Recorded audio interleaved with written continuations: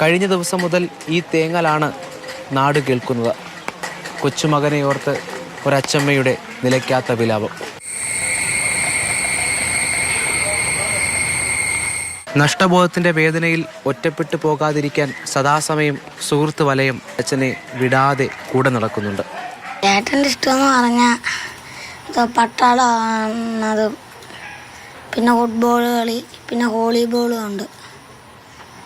പ്രത്യേകിച്ച് ചേട്ടന് അത്രയൊക്കെ, പിന്നെ കുടുംബം നല്ല വൃത്തിക്ക് കൊണ്ടുപോകണമെന്നുണ്ട്.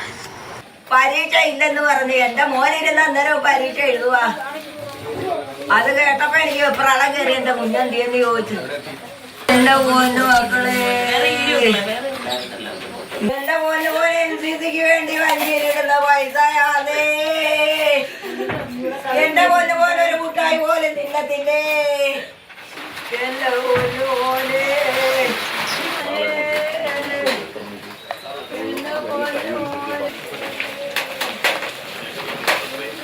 എന്റെ മോന് പോലെ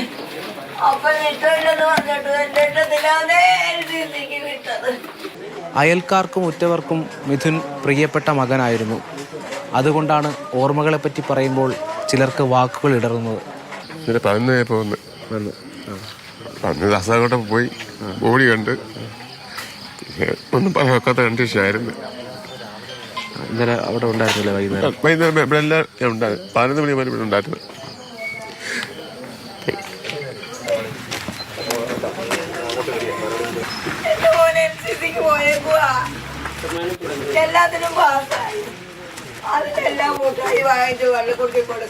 മിഥുന്റെ ഓർമ്മകൾ തുളുമ്പുന്നിടത്തേക്ക് എത്തിയത് കൊണ്ടാകാം മന്ത്രി ചിഞ്ചുറാണി മുൻപ് പറഞ്ഞതൊക്കെ തിരുത്തിയത്.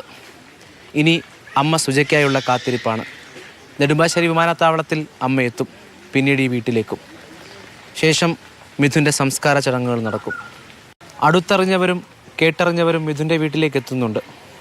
വിലപിക്കുന്നവരോട് എന്തു പറഞ്ഞ് ആശ്വാസം നൽകണം എന്നറിയാതെ നിസ്സഹായരായി വന്നു മടങ്ങുന്നവർ.